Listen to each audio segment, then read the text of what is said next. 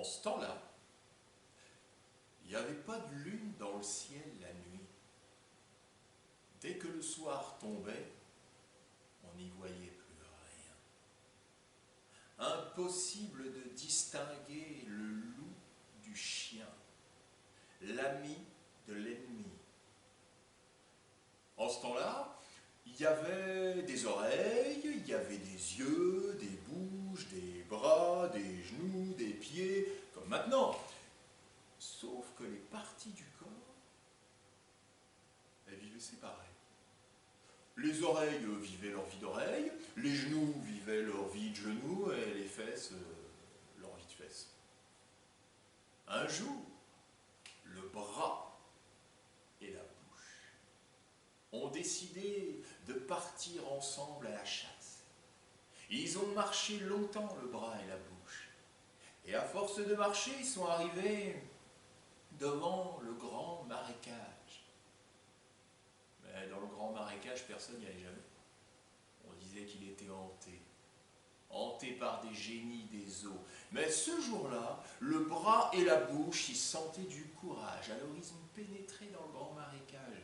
Ils ont marché encore longtemps et ils sont arrivés devant un grand lac. Et dans ce grand lac, il y avait des poissons. Des milliers de poissons énormes. Il faut dire que personne ne venait jamais les pêcher, ils avaient eu le temps de grossir. Quand le bras a vu les poissons, il en a eu l'eau à la bouche.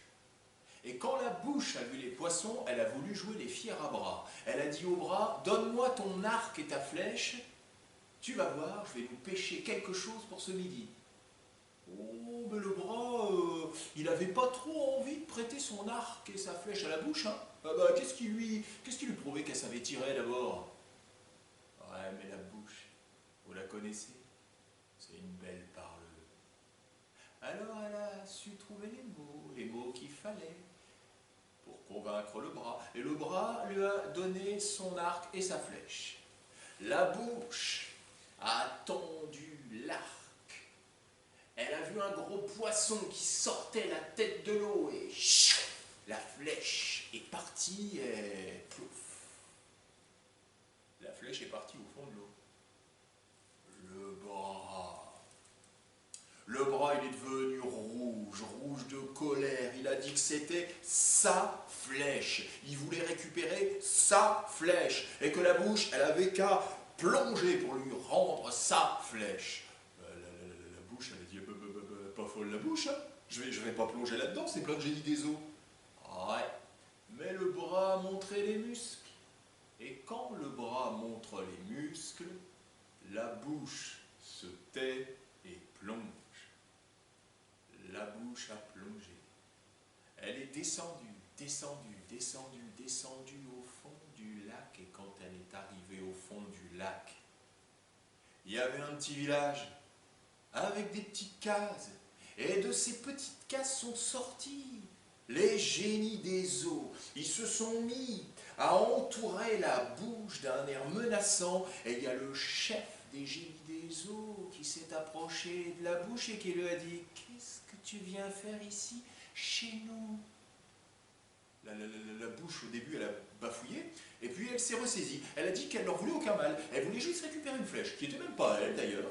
Elle récupérait sa flèche, et puis elle s'en allait, sans faire d'histoire. Alors ils se sont adoucis, les génies des eaux. Ils leur ont dit « Ah, ta flèche? Ah bah ta flèche, elle est dans la case là-bas. Eh ben t'as qu'à y aller. Et puis tiens, t'as l'air de quelqu'un de sympathique. Eh ben tu pourras prendre un cadeau, celui que tu veux. » La bouche a remercié les génies des eaux.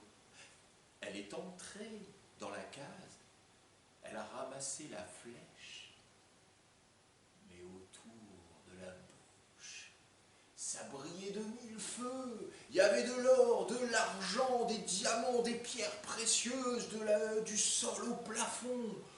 Oh, elle ne savait pas quoi choisir. Soudain, là, sur le sol de la case, elle a vu un grand cercle d'argent et de lumière qui faisait une belle lumière, très douce. C'est ça que la bouche a choisi. Elle a ramassé le cercle d'argent et de lumière, elle est sortie de la case, elle a remercié les génies des eaux, et elle est remontée, remontée, remontée, remontée, remontée. Quand elle est arrivée à la surface, le soir était tombé. Un soir sans lune. On n'y voyait plus rien. Et le bras, il y avait le lurette qu'il était retourné au village, sans l'attendre.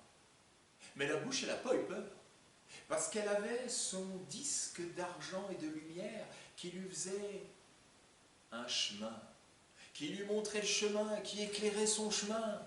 Alors c'est comme ça que la bouche, elle a retrouvé sans difficulté le chemin du village. Et dès qu'elle est arrivée, comme c'était la nuit, que tout le monde dormait, la bouche, elle a crié le plus fort qu'elle pouvait. Elle les a tous réveillés. Ils sont tous sortis des cases. Hein. Il y avait genoux, il y avait oreilles, il y avait les yeux qui étaient encore un peu endormis, il y avait les pieds. Ils sont tous sortis des cases. Ils sont venus autour du cercle d'argent et de lumière qui était posé sur le sol. Waouh, c'est beau. Et la bouche a dit, ouais, c'est à moi. Tiens, bras, voilà ta flèche. Regarde ce que j'ai eu grâce à toi. Le bras, il est devenu vert. Vert de jalousie. Il a dit que puisque c'était sa flèche, alors ça aussi, c'était à lui. Le bras, il a voulu attraper le disque d'argent et de lumière, mais le disque d'argent et de lumière, chut, il est monté au sommet d'une case. Le bras, il était enragé. Il a grimpé le long de la case pour l'attraper, mais le disque d'argent et de lumière, chut, il est monté dans le ciel. Le bras a sauté, sauté, sauté, mais chut, le disque d'argent et de lumière, il est monté encore plus haut dans le ciel. Et il n'a plus bougé. Et il y est resté depuis. C'est comme ça que maintenant, on y voit mieux la nuit. L'histoire pourrait s'arrêter là, mais pas tout à fait, parce que la bouche, elle était déçue. Ah ben c'est sûr, maintenant on allait y voir plus clair la nuit. Hein, ouais. C'était bien aussi, mais quand même au départ, c'était à elle. Alors la bouche a demandé que le bras soit puni, sévèrement puni. Toutes les parties du corps se sont réunies et ont décidé que dorénavant, tout ce que le bras récolterait, tout ce qu'il pêcherait, tout ce qu'il cueillerait, tout ce qu'il chasserait, irait directement dans la bouche. Et c'est encore comme ça aujourd'hui. Moi, je vous souhaite un bon appétit. L'histoire est finie.